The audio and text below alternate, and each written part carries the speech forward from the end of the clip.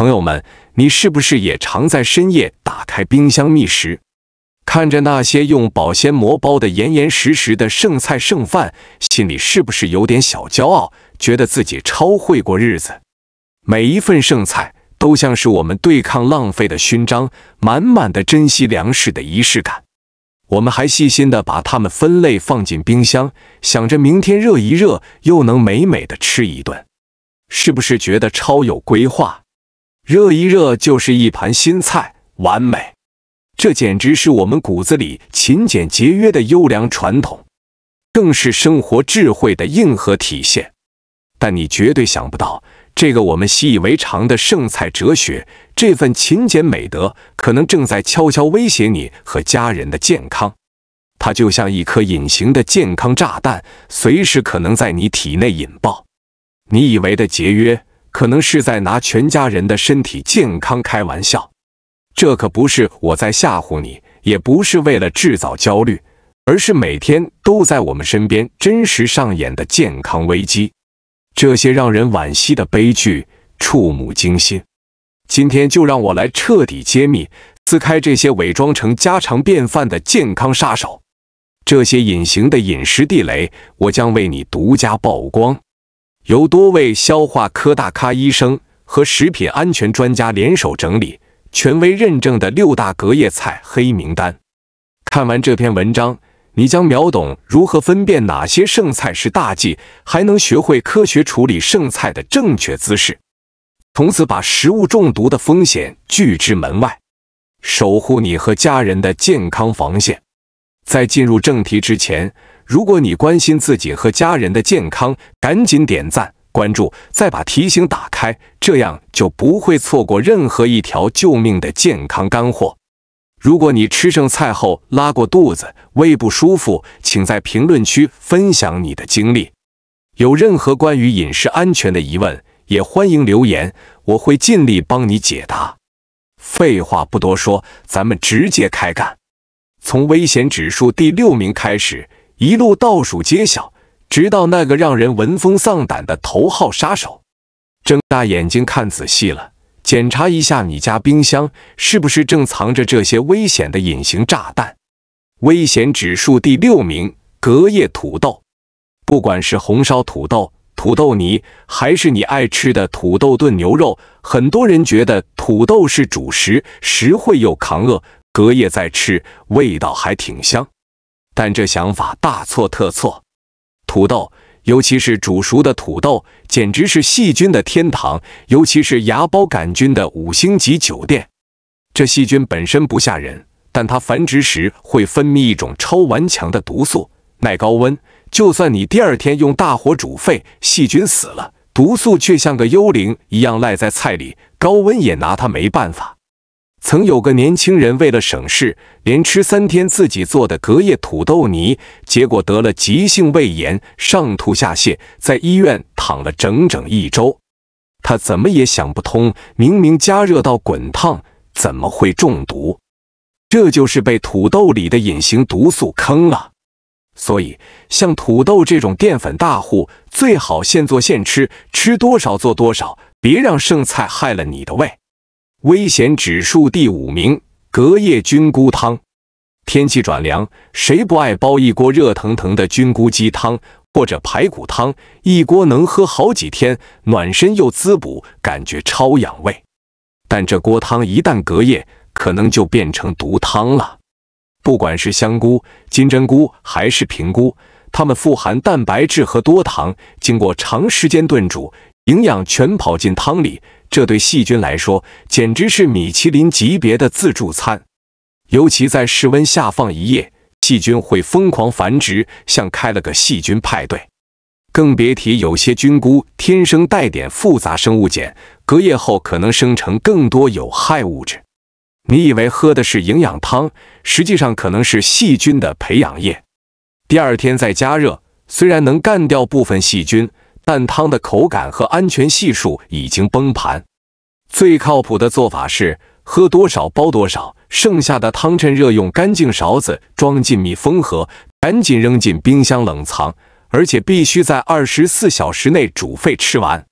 危险指数第4名，隔夜豆制品，麻婆豆腐、红烧豆干、素鸡，这些都是餐桌上的常客，高蛋白、低脂肪，本是健康饮食的优等生。但高蛋白也让他们成了隔夜菜的高危户。蛋白质是细菌的最爱，保存不当，隔夜豆制品就是细菌的狂欢派对。你可能觉得放冰箱就万事大吉，但冰箱的低温只能减缓细菌繁殖，并不能彻底消灭它们。更别说夹菜时筷子上的细菌，早就给豆腐种上了细菌种子。新闻报道过，有家庭因为吃了隔夜红烧豆腐，全家食物中毒，肚子痛得死去活来。所以像豆腐、豆干这类豆制品，我的建议就一个字：扔。为了省那几块钱，冒着的胃炎的风险，太不值当。危险指数第3名，隔夜贝类海鲜。清蒸扇贝、辣炒花甲、蒜蓉生蚝，这些海鲜吃起来让人欲罢不能。但隔夜的贝类海鲜危险程度绝对超乎你的想象。贝类海鲜的蛋白质特别容易被微生物分解，产生胺类、组胺等有害物质。这些东西轻则引发过敏，重则可能导致神经系统中毒。更要命的是，隔夜海鲜的鲜味早就跑光了，换来的是腥味和潜在毒素。第二天再加热，不仅就不回美味，蛋白质还会进一步变质，口感又老又柴，毒素也完全去不掉。所以海鲜的铁律是：当餐吃完绝不隔夜。这不只是为了口感，更是为了你和家人的生命安全。别为了那点剩的海鲜，拿自己的肠胃去冒险。危险指数第2名，自制健康饮品，比如鲜榨豆浆、杏仁奶、核桃奶，现在超流行在家 DIY 这些饮品，无添加，感觉健康又养生。但很多人早上打了一大壶豆浆，喝不完就随手塞进冰箱，第二天热一热继续喝。这看似养生的操作，其实藏着天大的健康隐患。家用豆浆机的加热温度通常也就90摄氏度左右，根本没法把细菌一网打尽。更别提这些自制饮品没加防腐剂，蛋白质和糖分又高，暴露在空气中，简直是细菌的5星级营养餐。一旦隔夜，细菌就在你的饮品里开了一场100万细菌狂欢派对。曾有个年轻妈妈给孩子喝了隔夜的自制豆浆，结果孩子感染了沙门氏菌，高烧不退，肚子痛得像刀割。沙门氏菌可不是小问题，它能引发高烧、剧烈腹痛，严重时甚至会导致脱水休克。对老人和小孩来说，这种风险尤其致命。所以，朋友们，为了安全起见，自制饮品一定要当天喝完。好了，重头戏来了，接下来揭晓这份夺命剩菜榜的冠军。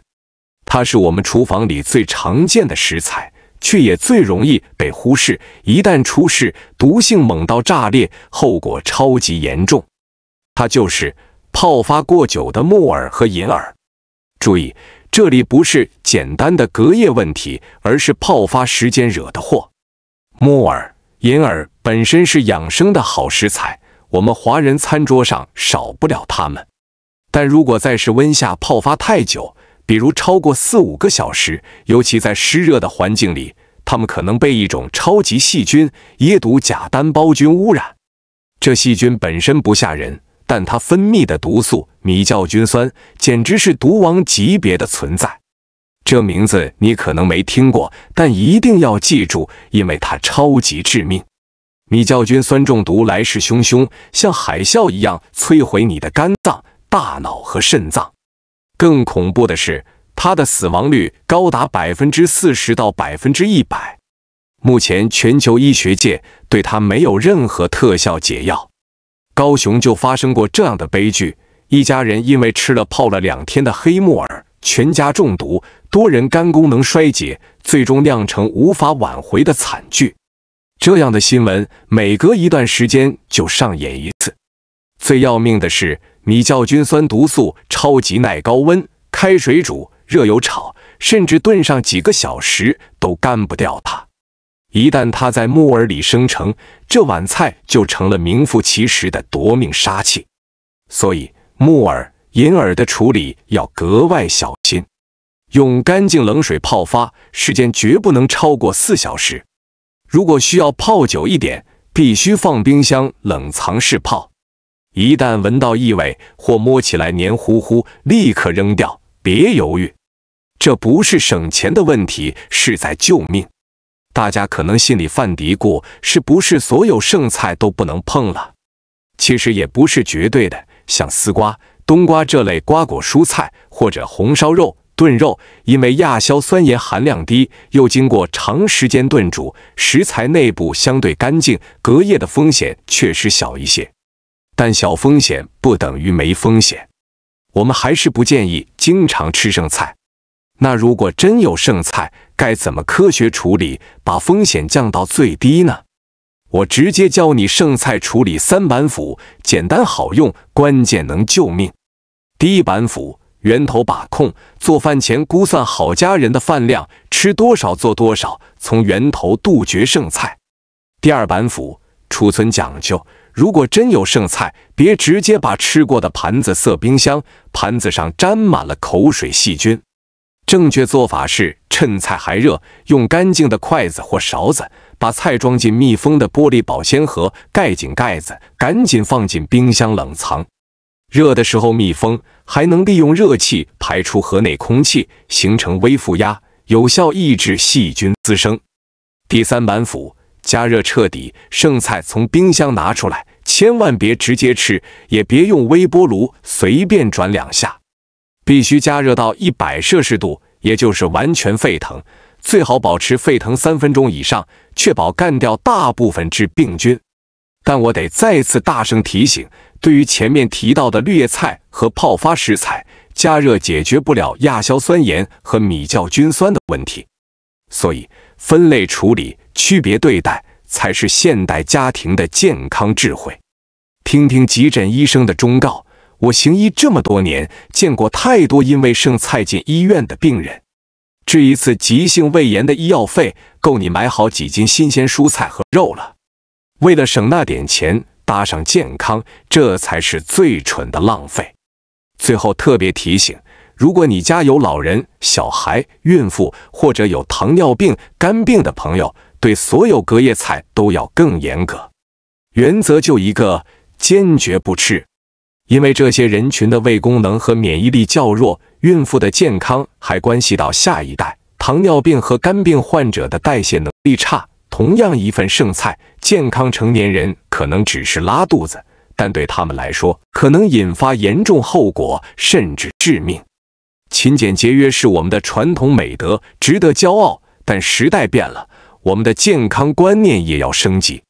真正的节约是珍惜我们和家人的健康，而不是舍不得扔那些可能害人的剩菜。健康没了，省下的钱还有啥意义？所以从今天起，让我们做聪明的健康节约家，用新鲜食材为家人烹饪每一顿充满爱和健康的饭菜，这才是对食物和生命的双重尊重。希望这篇文章像一记警钟，敲醒你对剩菜的旧观念，帮每一位爱生活、爱家人的你吃得安心，活得健康。祝大家福气满满，长命百岁。下期内容再见，别忘了点赞、关注、开提醒，不错过更多健康干货。如果你有剩菜处理的妙招，欢迎在评论区分享哦。